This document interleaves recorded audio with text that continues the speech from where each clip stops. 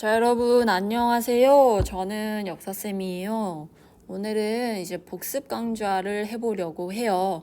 여러분이 역사 시험 범위가 너무 어렵다, 이해가 잘 안 간다 라고 하는 친구들이 많다는 걸 듣고 근데 사실 저도 그럴 수 있겠다고 생각을 했어요. 교과서에서 이쪽 저쪽 옮겨 다니면서 역사가 서술되기 때문에 여러분 머릿속에 하나의 지역에 대한 역사가 쭉 쌓이는 게 아니고 굉장히 혼란스러울 수 있겠다라는 생각을 해서 이번 기회에 한번 정리를 해주자라는 결심을 했고요. 복습 강좌를 사실 굳이 할 필요는 없습니다. 근데 여러분이 첫 시험이기도 하고 굉장히 긴장될 거고 어떻게 공부해야 될지도 잘 모를 거고 하니까 여러분과 같이 공부하는 마음으로 여러분한테 힘을 드리기 위해서 강좌를 찍게 되었고, 복습 강좌를 어떻게 할까 고민을 굉장히 많이 했어요. 그러다가 교과서 순서대로 하는 거는 저는 좀 재미가 없고 의미가 그렇게 크지 않을 것 같아서 직접 제가 재정리를 한 필기 노트를 이용해서 수업을 하기로 결정을 했고요. 필기 노트를 만드는데 겁나 힘들었습니다. 진짜 겁나 힘들었고요. 굉장히 저의 피와 땀, 피땀 눈물이 들어간 필기 노트다. 그러니 굉장히 소중히 여겨주시고 잘 사용해 주셨으면 좋겠고요. 그렇다고 글씨를 잘 쓰진 않았어요. 제 글씨 아시잖아요, 여러분? 하지만 제가 굉장히 열심히 만들었구나 라고 생각하고 잘 이 필기 노트를 활용해 주시기 바랍니다. 오늘 이 복습 1차 시 부문에서는요, 교과서 맨 첫 부분 역사가 뭔지부터 시작해서, 그리고 교과서 편제대로 안 한다고 했잖아요. 지역별로 나눠서 그 지역에 있었던 역사를 순서대로 쭉 살펴보면서 지나갈 예정입니다. 그래서 서아시아, 동아시아까지 이번 시간에 살펴보도록 하겠습니다. 자, 보겠습니다. 제가 직접 만든 거고요. 공유를 해드릴까 말까 고민을 굉장히 하고 있습니다. 그러면 보겠습니다. 자, 제목 보시죠. 얼마나 눈물겨워서 만든, 얼마나 눈물을 많이 흘렸겠는가. 이제 다시는 만들지 않겠대요. 진짜 너무 힘들었어요. 아무튼 볼게요. 제일 처음에 역사의 의미부터 우리 교과서에 나왔어요. 그래서 역사의 의미에는 두 가지 기억하시면 된다고 했어요. 사실로서의 역사와 기록으로서의 역사. 각 개념을 잘 이해를 하시고 예시를 통해서 이게 사실로서의 역사인지 기록으로서의 역사인지를 구분하실 수 있으면 됩니다. 그래서 기록으로서의 역사는 학습지에 이제 진의 시황제, 똑같은 인물을 가지고 다소 상반된 평가를 하는 그런 사료들 2개가 나와요. 그것 모두 이제 기록자의 관점이 담겨 있기 때문에 굉장히 주관적인 역사고 기록으로서의 역사다라는 것 이해할 수 있으면 되겠고요. 그 다음 부분은 이제 역사의 연구 방법이 나와요. 그래서 역사에 관한 모든 재료를 가리키는 사료, 그리고 역사가가 사료를 볼 때 무비판적으로 그냥 받아들이면 안 되고 비판적으로 받아들여야 된다라는 뜻을 가진 이 사료 비판 2가지의 개념을 반드시 기억해 두시고요. 그 다음 내용이 역사학습의 목적이에요. 그래서 역사 우리 왜 배워야 되는가, 당연한 이야기 쭈르륵, 좋은 이야기 쭈르륵 나오고, 그 다음이 세계사 학습은 왜 해야 되는가가 쭈르륵 나와요. 그래서 이것도 교과서 잘 읽어보시면 되겠습니다. 그리고 이제 드디어 인류가 등장을 하고 이제 진화 과정을 배우게 되죠. 자, 우리는 짐승 아니고 인류이기 때문에 이거 알아야겠죠. 우리 조상이잖아. 그래서 오스트랄로피테쿠스 아파렌시스, 이 인류는 최초의 인류이고 2발로 걸을 수 있었고 간단한 도구를 사용할 수 있었다는 것 보시고, 그 다음 등장한 인류가 호모 에렉투스, 불과 언어를 사용했다는 것 보시고, 호모 네안데르탈렌시스가 시체를 매장하는 특징을 지녔다는 것 보시고, 그리고 호모 사피엔스가 우리의 직접적인 조상이라는 것, 현생 인류이고 동굴벽화를 그렸다는 것 잘 이해하시면 되겠습니다. 이해하고 기억도 해야겠죠. 선생님 이거 어떻게 다 기억해요? 우리는 주관식이나 서술형 평가가 아니기 때문에 할 수 있습니다, 여러분. 자, 그러면 넘어갈게요. 그 다음 구석기와 신석기 시대인데요. 이거는 두 가지를 놓고 비교를 해보는 게 굉장히 중요하다고 생각을 했어요. 그래서 표를 만들어 보았는데 일단 시기적으로 굉장히 차이가 나죠. 구석기 시대는 약 70만 년 전부터 있었던 시대고 신석기 시대는 약 1만 년 전에 시작했던 그런 시대 되겠습니다.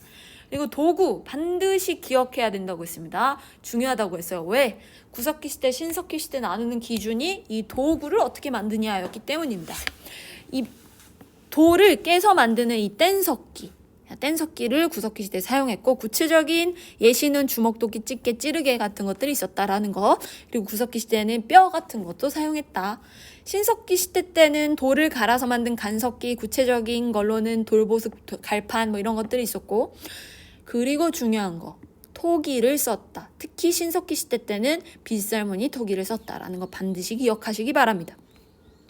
그리고 신석기 시대에는 가락바퀴와 뼈 바늘을 이용해서 옷을 직접 만들어 입었다는 거 체크를 하시기 바래요.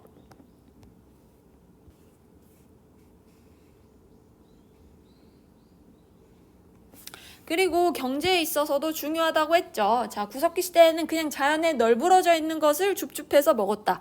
채집, 사냥, 물고기 잡이로 이제 먹고 살았다. 반면에 신석기 시대 중요하다 했습니다. 농경과 목축이 시작됐다. 이걸 가리켜서 5글자로 신석기 혁명이라고 했고, 자, 앞서서 자연에 널브러져 있는 걸 먹는 자연 경제 체제에서 이제 인류가 직접 생산을 해서 먹는 생산 경제 체제로 변화되었다. 중요한 포인트라고 했습니다. 자, 그 다음 주거 어디 살았냐? 구석기 시대 때는 동굴이나 바위 그늘이나 강가에 막집을 지어서 있는 곳에서 그냥 막 살았다. 근데 신석기 시대 때는 집을 지어서 살았다. 바닷가나 강가, 그러니까 큰 물이 있는 데서 움집을 지어서 살았다. 왜? 신석기 시대 때 무엇이 시작됐어? 농경이 시작돼서 굳이 이동할 필요가 없었다. 정착 생활이 시작되면서 집을 정성스럽게 지어 살았다라는 거 체크 반드시 하시고. 그 다음 사회의 모습, 구석기 시대 때 큰 짐승들도 많고 하니까 무리지어서 이동을 하고요. 그리고 계급의 구분이 따로 없는 평등한 사회였고요. 신석기 시대 때는 이제 씨족들끼리 모여 살아요. 부족 사회를 형성하게 되고요. 그리고 이때에도 역시 평등한 사회에 지속됩니다. 자, 그리고 구석기 시대 예술은 동굴벽화나 풍만한 여인 조각상 우리가 사진으로 다 봤고요. 그리고 신석기 시대 때는 조개 껍데기 같은 걸로 가면을 만들어서 몸을 치장하거나 옷을 만들어 입고 살았다. 가락바퀴나 뼈바늘로 옷 만들어 입었다라는 것 말했죠. 자, 그 다음 종교에 있어서는 구석기 시대 때 시체를 매장했다라는 것. 자, 그리고 신석기 시대에는 애니미즘, 토테미즘, 영혼숭배 이런 게 있어서 애니미즘, 자연현상, 토테미즘, 동물들에게도 영혼이 있다고 믿었다라는 것 기억을 해 두시면 되겠습니다. 넘어가. 자, 그 다음은 6번째 주제는 문명의 발생입니다. 문명의 발생. 자, 이렇게 우리 선사시대, 역사를 기록하기 이전의 선사시대에서 이제 점차 문명이라는 게 발생이 되는데, 자, 먼저 도시가 먼저 형성된다. 큰 강 유역에 마을이 형성되면서 여러 부족이 이제 큰 강 유역에서 농사 지으려다 보면 힘을 합쳐야 되니까 통합되게 되고 더 커져서 도시국가로 발전을 하게 된다라는 것. 그래서 도시가 형성되고 그 다음에 잉여 생산물이 늘어나면서 계급이 발생을 하고 그리고 결국에는 문명으로 발전을 하게 된다라는 것. 그래서 문명으로 발전을 하게 되는 그 특징은 뭐가 있냐면 일단 국가 조직이 형성이 돼서 나라가 이제 굴러갈 수 있게 되고요. 그리고 청동기와 문자를 사용했다. 이 문명들에서는 이런 공통점이 있습니다. 그리고 문명이 발전하기 위한 조건, 특히 4대 문명의 조건으로는 그 지역의 기후가 굉장히 따뜻하고 농사를 짓는 데 유리한 큰 강 유역에서 문명이 일어났다라는 것 조건도 기억해 주시면 됩니다. 그리고 일곱 번째 주제가 4대 문명이에요, 여러분. 일단 4대 문명은 여기 지도도 심어놨어요. 그래서 지도상에서 위치 반드시 확인하세요. 자, 나일강 유역에서 일어난 이집트 문명, 티그리스 유프라테스강 사이에서 이제 일어났던 메소포타미아 문명, 그리고 인더스강 유역에서 발달했던 인도 문명, 황허강 창장강 유역에서 발달했던 중국 문명까지 지도상에서 위치 확인하시고 각 내용 살펴보시면 되겠습니다. 자, 이 메소포타미아 문명 일단 어디서 일어났는지, 티그리스강, 유프라테스강 사이 자 일으킨 사람들 수메르인이 우르와 라가시 등의 도시국가를 건설하면서 일어났고, 그리고 이 지역의 지형적인 특성, 개방적이라고 했습니다. 그리고 기억해야 될 게 신권 정치, 그리고 이들의 신전, 지구라트, 그리고 이들이 썼던 달력, 태음력. 비행기가 계속 뜨네요, 여러분. 잠시만요. 자, 그리고 이들이 썼던 60진법, 그리고 이들이 썼던 문자, 쐐기 문자, 그리고 개방적인 지형 때문에 늘 사회가 불안정해. 계속 이민족들이 침입해 오니까. 그래서 현세적 종교관이 발달했다는 것. 현재에 안정되고 행복하게 사는 게 중요해서 현세적 종교관이 발달했다는 것 기억하시고, 그리고 이들 수메르인이 세운 이런 문명들이 쇠퇴하게 되고, 그 다음에 아모르인들이 들어와서 세운 왕국, 바빌로니아 왕국, 이 중에서 함무라비 왕 반드시 외워야 합니다. 중요합니다. 왜? 자, 함무라비 법전이 굉장히 의미가 있기 때문에. 왜? 보복 법률 조항이 있다.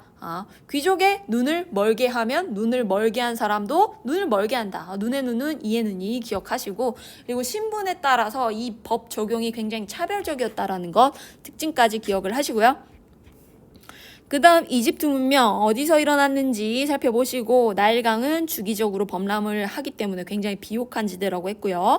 지형적으로 굉장히 폐쇄적이기 때문에 침입자가 침입해오는 일이 거의 없었다. 오랫동안 통일 왕국을 유지할 수 있었다라는 것. 그리고 포인트, 자, 이집트의 왕국을 다스리는 사람은 파라오였고, 역시 신권 정치, 이들이 썼던 달력, 태양력, 심진법, 상형 문자, 내세적 종교관 기억을 하셔야겠습니다. 지형이 폐쇄적이었기 때문에 굉장히 안정된 삶이 계속되었고, 죽고 나서 어떻게 될 것이냐 생각을 하다가 이제 내세적 종교관을 갖게 되었고, 그로 인한 그런 유물들이 피라미드, 미라, 사자에서가 있다라는 것 기억하시면 되겠습니다. 그리고 그 다음 인도 문명은 인더스강 유역에서 발달을 했죠. 그래서 하라파, 모헨조다로 이런 데서 도시 문명이 발생하게 돼요. 이 인더스강 유역에서 발생한 도시 문명은 누가 일으킨 거냐면 드라비다인들이 일으킨 건데, 갑자기 아리아인들이 이동해 들어옵니다. 그래서 원래 있었던 이 원주민들을 정복을 하고요. 그리고 이들이 가지고 있었던 게 철제 무기였기 때문에 이게 또 가능했다. 그리고 철제 농기구도 썼고 도시국가를 또 수립을 하게 된다. 그러면서 아리아인들이 이 원주민을 통치하기 위해서 여러 가지 제도를 만드는데 중요한 것이 이 카스트제, 브라만교입니다. 카스트제, 엄격한 신분제라고 했고, 신분은 평생 바뀌지 않는다. 그래서 이런 모습을 지닌다라는 거 보시고, 브라만교의 경전은 베다였고, 굉장히 제사의식이 복잡했고, 브라만이 이 제사를 담당하고 있었기 때문에 복잡하니까 아무나 이 제사 할 수 없잖아. 그래서 이것으로 브라만이 특권을 누리게 되었다라는 거 보시고, 그 다음 중국 문명은요, 황허강, 창장강 유역에서 일어났고, 상이라는 나라가 먼저 세워져요. 이 상은 왕이 정치와 제사를 주관하고, 나라에 중요한 일이 있으면 왕이 직접 점을 쳐요. 그리고 상에서 썼던 문자는 갑골 문자, 이건 한자의 기원이 되고, 그리고 이들은 청동 무기, 그리고 청동 제사 도구를 사용해요. 그리고 태음력을 사용했고, 그리고 순장이라는 풍습까지 기억을 하시면 되겠습니다. 자, 그 다음 세워진 이 주는 봉건제 반드시 기억을 하셔야 돼요. 주 하면 봉건제 하고 나올 수 있어야 돼. 봉건제는 수도 부근, 그러니까 수도 근처는 왕이 직접 통치를 하고, 지방은 왕족이나 공신을 제후로 삼아서 대신 다스리게 한 제도였고요. 이 왕이 제후한테 땅을 줬다면 제후는 왕에게 특산물이나 군대를 제공해야 하는 의무가 있었다는 것. 그리고 이 왕과 제후는 혈연 관계에 기초를 하고 있었다. 그런 주종 관계였다라는 것. 그리고 왕이 다 다스리는 게 아니죠. 지방 곳곳은 제후들이 직접 다스립니다. 그래서 아무래도 지방으로 권력이 분산돼 있는 지방 분권적인 통치 방식이었다라는 거 체크하시고, 주나라가 쇠퇴하는 과정 보겠습니다. 자, 왕권이 약화되고 제후들이 성장했다. 왜? 혈연 관계에 기초한 주종 관계였기 때문에 시간이 지날수록 점점 혈연 관계가 약해져. 그래서 왕권은 자연스럽게 약해지고 제후들은 성장했다. 근데 이때 유목민족이 쳐들어와서 이 주나라가 수도를 루어양 나급으로 옮긴다. 그래서 이 나라 이름도 동쪽으로 수도를 옮겨서 이동을 했기 때문에 동주라고 하기도 한다라고 했습니다. 자, 이 4대 문명뿐만 아니고 이제 교과서에 나온 게 페니키아랑 헤브라이예요. 그래서 그들이 우리에게 남긴 유산, 페니키아는 페니키아 문자, 헤브라이는 유대교 창시, 이것까지 보시면 되겠습니다. 넘어갈게요.